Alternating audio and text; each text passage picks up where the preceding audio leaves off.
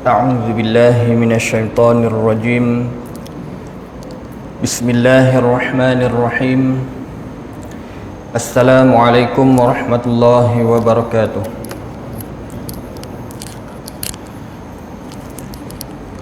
Alhamdulillah, nahmaduhu wa nasta'inuhu wa nastaghfiruh wa na'udzu billahi min shururi anfusina wa sayyiati a'malina. Man yahdihillahu fala mudilla lahu wa man yudlilhu fala hadiya lahu. Ashhadu an la ilaha illallah wahdahu la syarika lahu wa ashhadu anna sayyidana Muhammadan abduhu wa rasuluh. Allahumma salli wa sallim ala sayyidina Muhammad wa ala alihi wa azwajihi wa dhurriyyatihi wa ashabihi ajma'in. Subhanaka la ilma lana illa ma 'allamtana innaka antal alimul hakim. Rabbi shrah li sadri wa yassir li amri wahlul 'uqdatam min lisani yafqahu qawli. Amma ba'd. Yang dimuliakan Tuan Pengurusi Masjid dan seluruh ahli jawatan kuasa serta pegawai Masjid Bandar Universiti,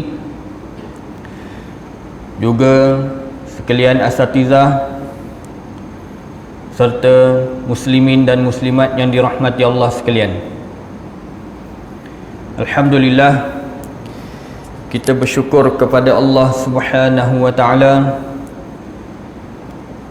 kerana dengan limpah kurnianya masih lagi diberikan kepada kita nikmat nyawa, dapat kita meneruskan kehidupan kita di atas muka bumi ini dengan melakukan apa saja pekerjaan.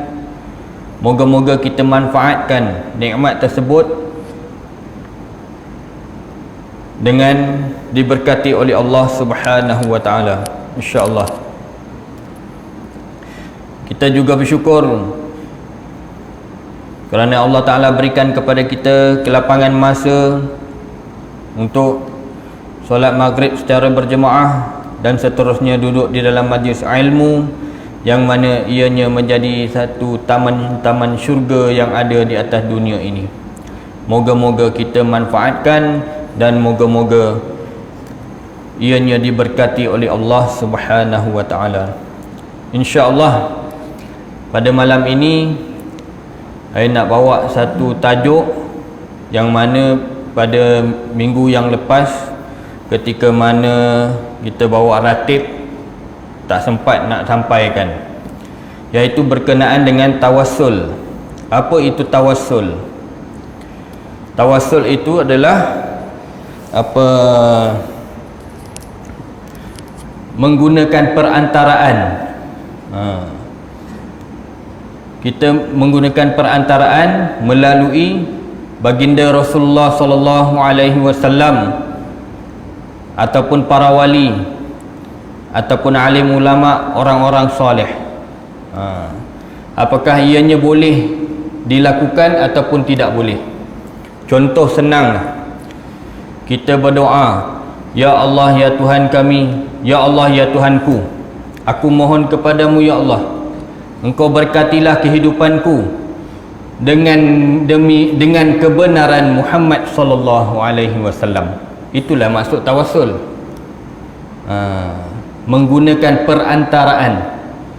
Apakah ianya boleh dilakukan di dalam syarak? Baik.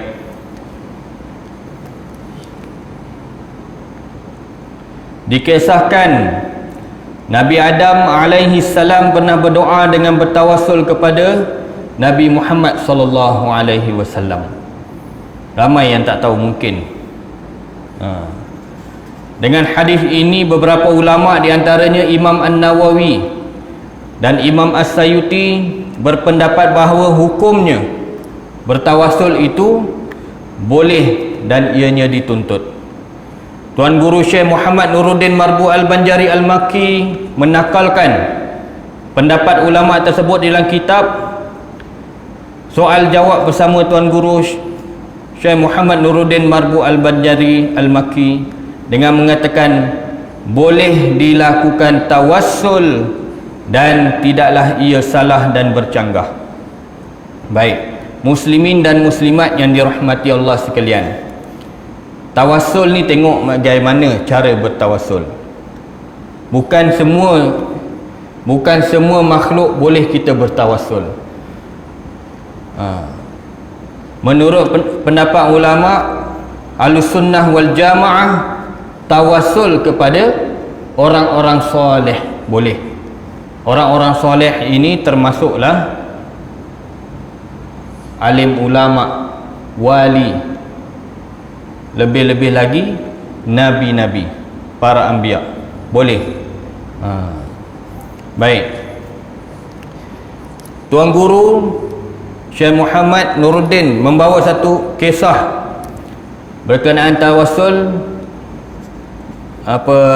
tawassulnya Nabi Adam kepada Nabi Muhammad sallallahu alaihi wasallam. Baik, kita baca hadisnya. Qala Rasulullah sallallahu alaihi wasallam, lamma qatarafa Adamul khati'ah, qala rabbi as'aluka bihaqqi Muhammadin lima ghafarta li. Bersabda Rasulullah sallallahu alaihi wasallam, setelah Adam berbuat dosa, ia berkata kepada Tuhannya, wahai Tuhan, aku mohon kepadamu dengan kebenaran Muhammad, engkau ampunilah aku. Faqala Allah, ya Adam, wa kaifa arafta Muhammadan wa lam akhlaquhu. Berkata Allah kepada Nabi Adam, wahai Adam, bagaimana kamu tahu tentang Muhammad sedangkan aku belum ciptakan dia lagi? Qala, ya Rabbi, li'annaka lamma khalaqtani biyadika wa nafakhta fi min ruhik wa rafa'tu ra'si fara'aitu ala qawaim al-arsh maktuban la ilaha illallah Muhammadur Rasulullah. Maka Nabi Adam pun menjawab, wahai Tuhanku, setelah engkau menciptakan aku dan meniupkan roh ke dalam jasadku, aku angkat kepalaku, maka aku lihat pada tiang-tiang arash termaktub, yakni tertulis pada tiang arash itu kalimah la ilaha illallah Muhammadur Rasulullah.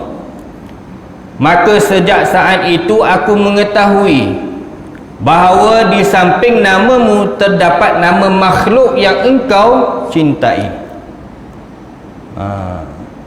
Maknanya nama Nabi kita, Nabi Muhammad sallallahu alaihi wasallam, sebelum Adam diciptakan dah ada tertulis di tiang arash. Ni hebatnya Nabi kita. Nabi kita hebat. Berkaitan ini juga bersangkutan dengan peristiwa Mi'raj Nabi ke Sidratul Muntaha, berbicara dengan Allah Subhanahu wa taala. InsyaAllah kalau sempat nanti saya bawa. Lalu Allah menegaskan,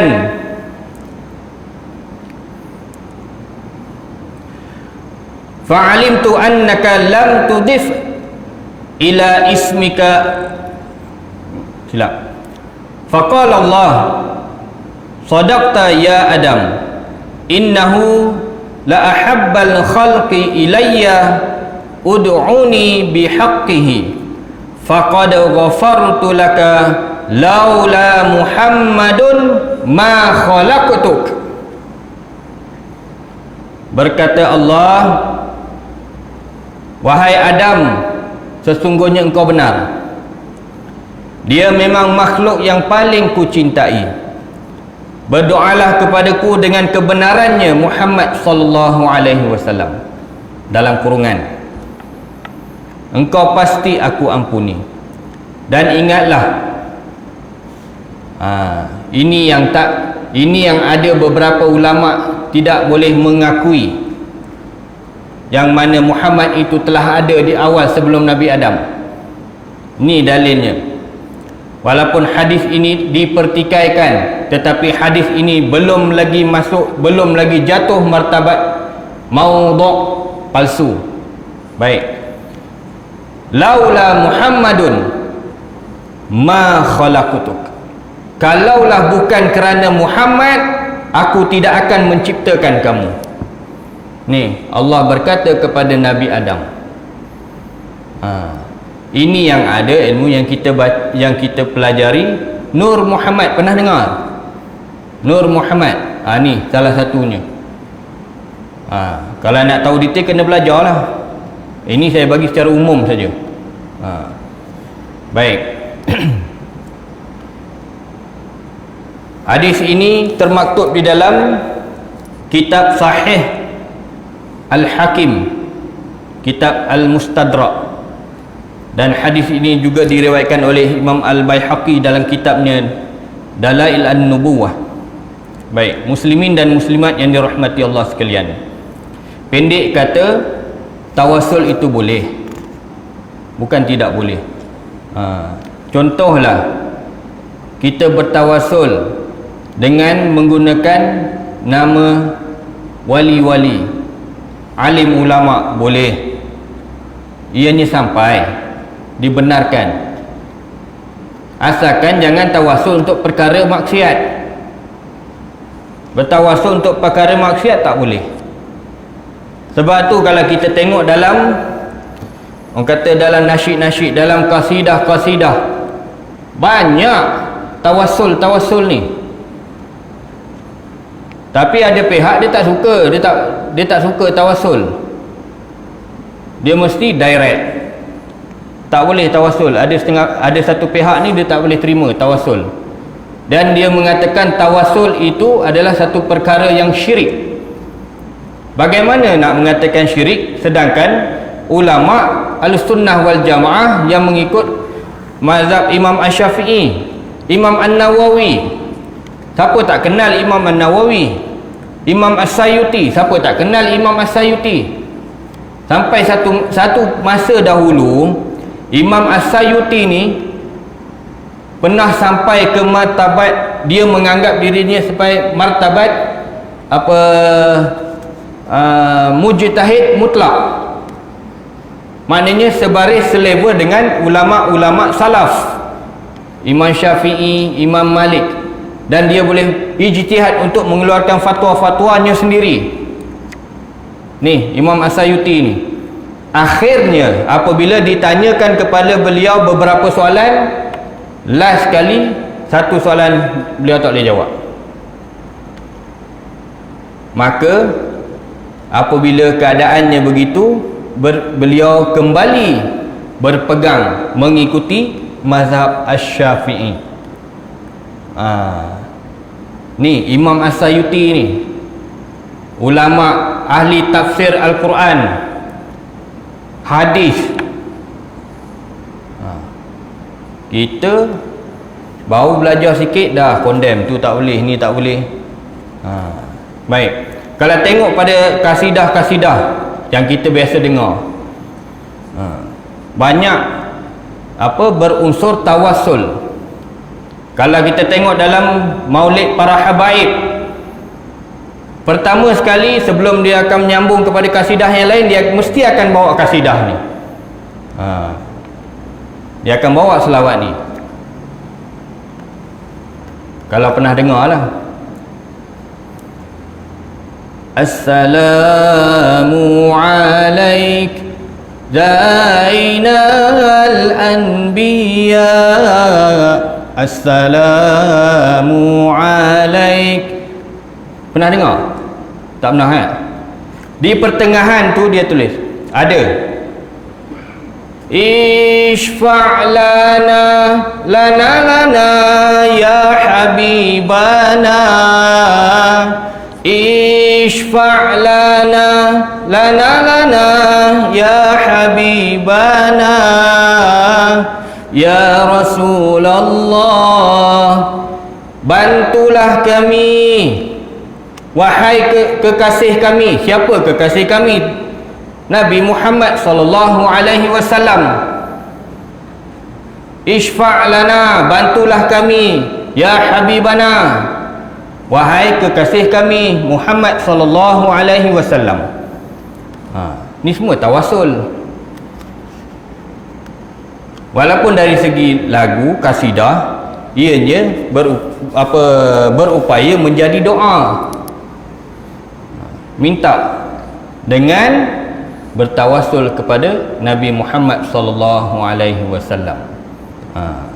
Tapi setengah pihak tak boleh. Dia kata tak boleh, mesti nak minta pada Allah saja, direct. Kita bukan tawasul menolak minta kepada Allah, tetapi menggunakan perantaraan ni, orang-orang yang alim, apatah lagi Rasulullah, Nabi kita. Baik, dalam kasidah yang lain, apa yang diriwayatkan oleh Al-Habib As-Sayyid Muhammad Alwi Al-Makki Al-Hasani almarhum, ulama besar Mekah. Beliau ni daripada keturunan Rasulullah, mengikut kepada jurai Sayyidina Hasan alaihi salam, Sayyidina Hasan radhiyallahu anhuma. Apa dia tulis? Yang sekarang ni rasanya kita biasa dengar. Sa'duna fid dunya, fawzuna fil ukhra, bi Khadijatal kubra wa Fatimataz Zahra. Kebahagiaan kami di mana? Fid dunya, di dunia. Keberuntungan kami di akhirat dengan perantaraan Khadijah dan Fatimah Az-Zahra. Tu juga tawasul. Bertawasul kepada siapa selain Nabi Muhammad? Siapa Siti Khadijah? Isteri Nabi sallallahu alaihi wasallam. Siapa Fatimah? Anak kesayangan Nabi sallallahu alaihi wasallam. Yang daripada Fatimah inilah turunnya zuriat Nabi sampai ke hari ini. Sebab itu Nabi sebut dalam hadis, satu hadis yang lain berkenaan dengan nasab. Setiap putera yang dilahirkan itu hendaklah dinasabkan kepada bapanya, kecuali Fatimah. Akulah bapaknya.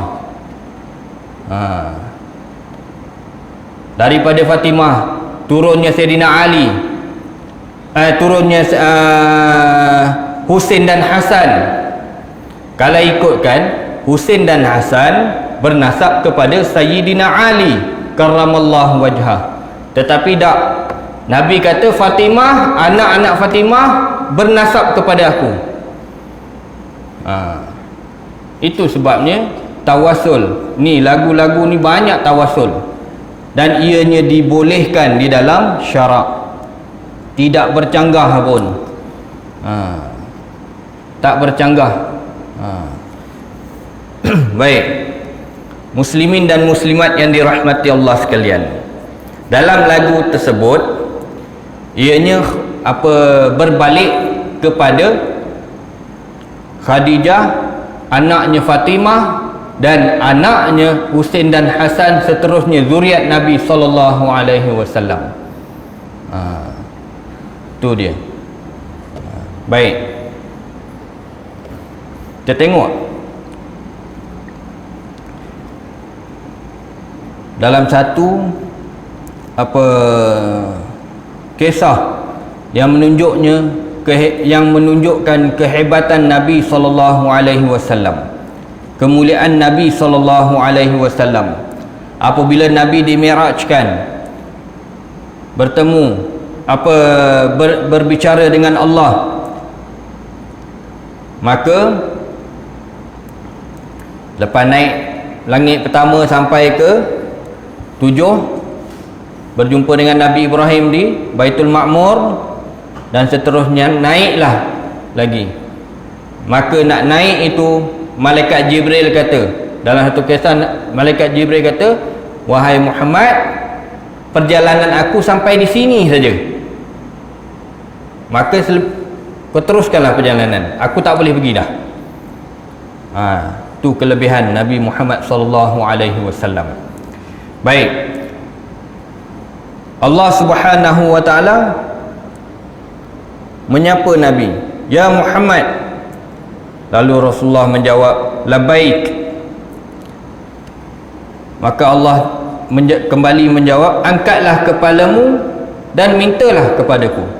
Ini ketika Mi'raj. Sebelum dapat perintah kefarduan solat 5 waktu ni, yang asalnya 50. Maka Nabi SAW bersabda, wahai Tuhanku, dikau telah ambil Ibrahim sebagai khalil, dan dikau berikan dia kerajaan yang besar. Dikau berkata-kata dengan Musa, dikau berikan Daud kerajaan yang besar dan dapat melembutkan besi. Dikau kurniakan kerajaan kepada Sulaiman yang tidak dikau kurniakan kepada sesiapa pun, dan memudahkan Sulaiman menguasai jin, manusia, syaitan dan angin. Dikau ajarkan Isa Taurat dan Injil. Dengan izinmu dia dapat menyembuhkan orang buta, orang supak, dan menghidupkan orang mati. Dikau lindungi dia dan ibunya daripada syaitan. Allah Subhanahu wa taala menjawab, aku ambilmu sebagai kekasih. Ini berbalik kepada hadis yang permulaan tadi tu, yang mana Nabi Adam berkata, apabila aku nampak kalimah la ilaha illallah Muhammadun Rasulullah, maka Nabi Adam kata kepada Allah, maka aku lihat nama makhluk yang engkau cintai. Itulah dia Muhammad. Dan terzahir ketika mana Mi'raj, Allah Ta'ala berfirman kepada Nabi Muhammad SAW, yang mana aku mengambilmu sebagai kekasih, aku perkenan kamu sebagai penyampai berita gembira dan amaran kepada umatmu, aku buka dadamu dan buangkan dosamu, aku jadikan umatmu sebaik-baik umat. Ini tidak ada di nabi-nabi yang lain. Nabi yang lain antara Nabi dan Allah, tetapi buat Nabi Muhammad, Allah Ta'ala berikan kemuliaan kepada Nabi Muhammad serta umatnya yang soleh. Allah Ta'ala berikan kemuliaan, kelebihan dan ganjaran yang berlipat kali ganda daripada umat-umat yang terdahulu. Ni kelebihan kita, umat Nabi Muhammad sallallahu alaihi wasallam. Aku berikan keutamaan dan keistimewaan kepadamu pada hari kiamat. Apa maksudnya? Pada hari kiamat, di padang mahsyar nanti, dalam hadis yang lain, seorang sahaja yang disibukkan oleh Allah Subhanahu wa taala di padang mahsyar. Siapa? Nabi Muhammad sallallahu alaihi wasallam. Nabi Adam sampailah Nabi Isa, semua nafsi-nafsi, diri aku sendiri, aku tak peduli orang lain. Aku tengah fikirkan apa aku punya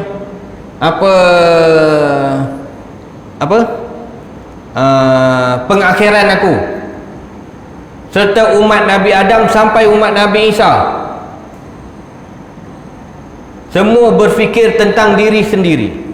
Tetapi Nabi Muhammad sallallahu alaihi wasallam disibukkan oleh Allah untuk apa? Umatnya. Nabi naik di atas, kalau sini dipanggil cangkat, tepi apa bukit tinggi sikit.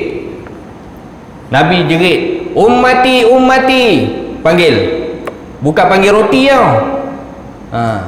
Ummati ummati, umat aku mari sini, aku nak bagi syafaat. Nabi, ini yang terkait dalam peristiwa Mi'raj. Aku berikan kamu kelebihan pada hari kiamat. Kamu boleh berikan syafaat kepada umatmu. Kamu boleh berikan mereka minum daripada air telaga Kausar.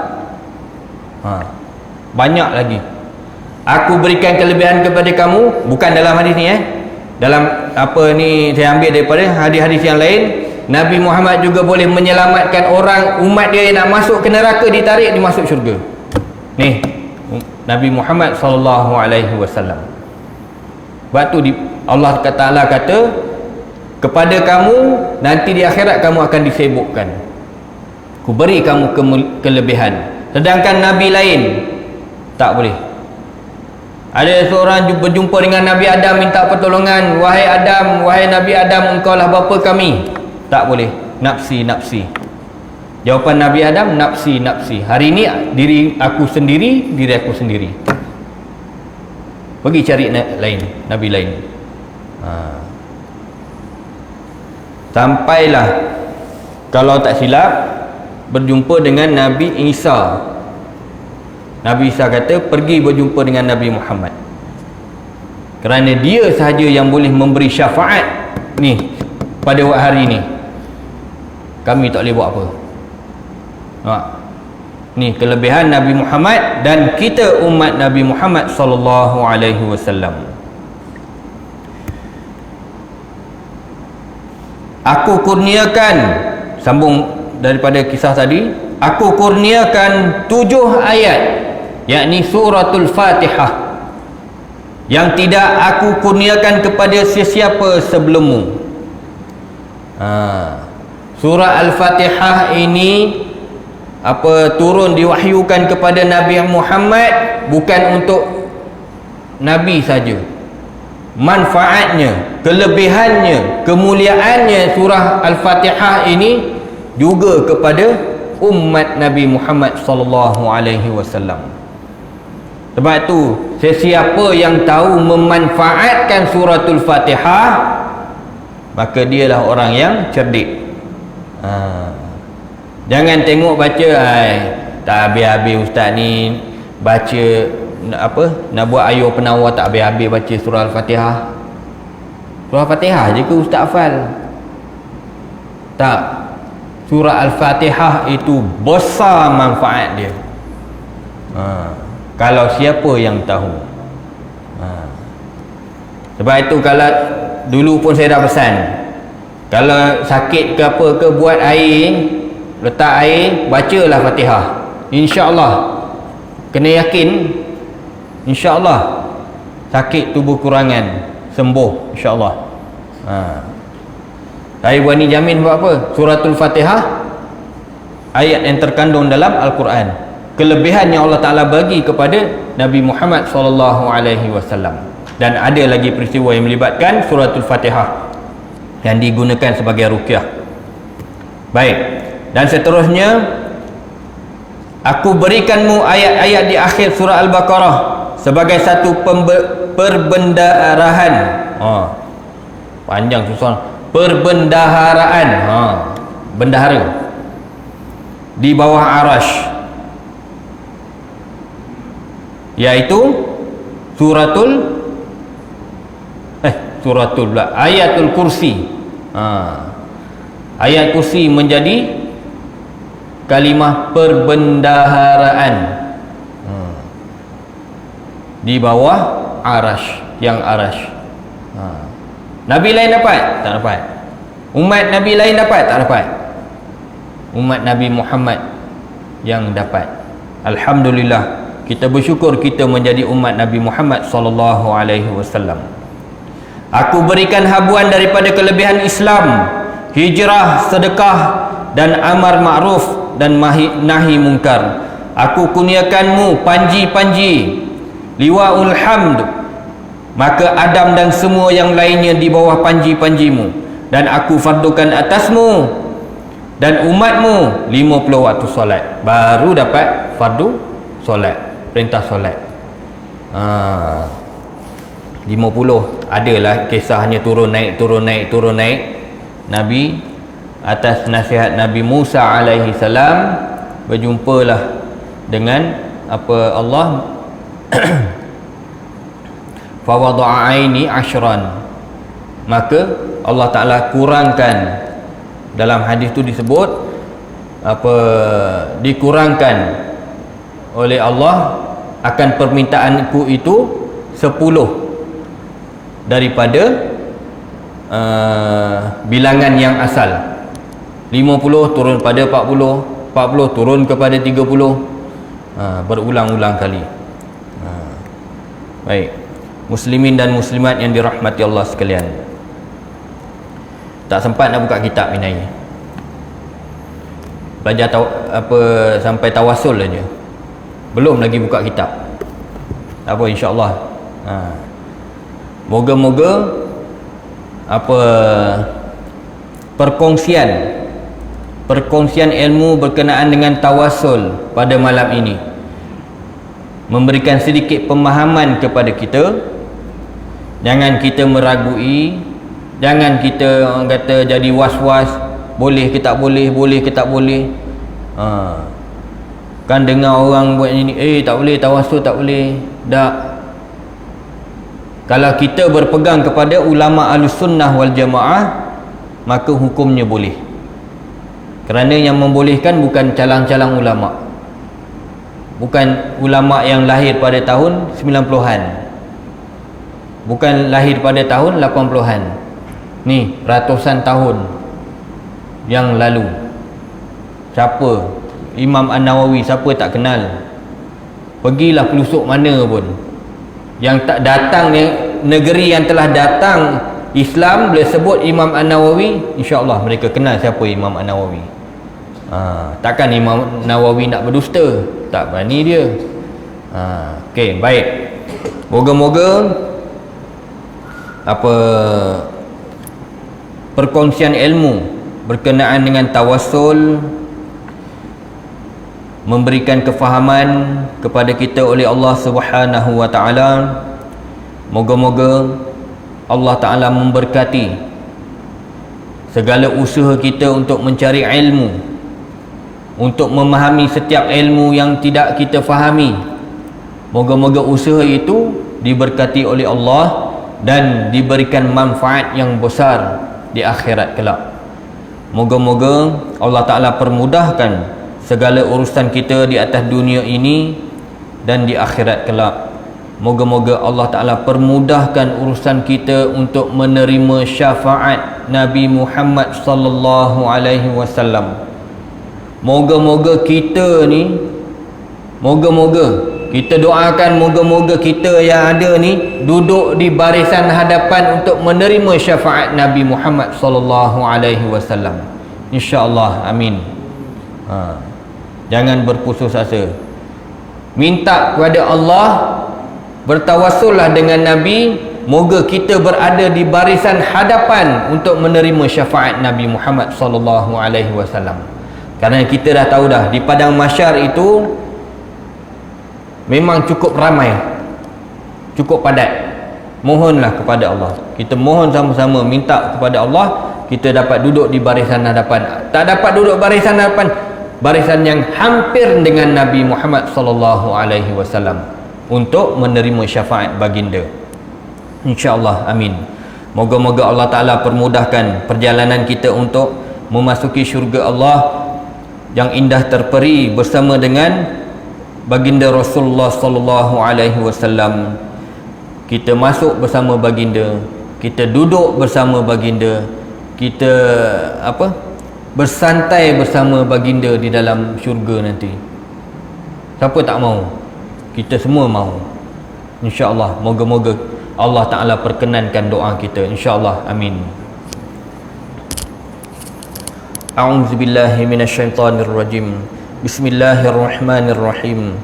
Alhamdulillahi rabbil alamin. Wassalatu wassalamu ala rasulillahi sallallahu alaihi wasallam wa ala alihi wa azwajihi wa zurriyatihi wa ashabihi ajma'in. Allahumma inna nas'aluka ilman nafi'a wa na'udzubika min ilmin la yanfa' wa min qalbin la yakhsha' wa min nafsin la tashba' wa min da'watin la yustajabu laha. Allahumma faqihna fid din wa 'allimna at-ta'wil wahdina siratal mustaqim birahmatika ya arhamar rahimin. Allahumma ij'al jam'ana jam'an marhuma wa tafarraqna min ba'dihi tafarraqan ma'suma wa la taj'alillahumma fina wa la ma'ana wa la syaqiyan matrudan wa la mahruma birahmatika ya arhamar rahimin. Ya Allah, ya Tuhan kami mohon kepadamu ya Allah dengan kebenaran Nabi Muhammad sallallahu alaihi wasallam. Ya Allah, Engkau lindungilah kami daripada segala azab-Mu di dunia dan di akhirat kelak ya Allah.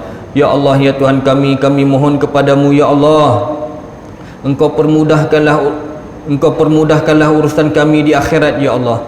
Ya Allah, ya Tuhan kami mohon kepadamu dengan kebenaran Nabi Muhammad sallallahu alaihi wasallam yang Kau utuskan di atas dunia ini sebagai rasul dan kekasih-Mu ya Allah. Letakkanlah kami berhampiran dengan baginda Rasulullah sallallahu alaihi wasallam di akhirat kelak untuk menerima syafaatnya ya Allah. Ya Allah, ya Tuhan kami, hanya kepadamu kami mohon ya Allah. Sesungguhnya Engkaulah Tuhan yang maha mendengar lagi maha mengetahui. Engkaulah Tuhan yang maha bijaksana lagi maha perkasa di atas segala-galanya. Wala haula wala quwwata illa billahil aliyyil azim. Rabbana atina fid dunya hasanah wa fil akhirati hasanah wa qina azaban nar.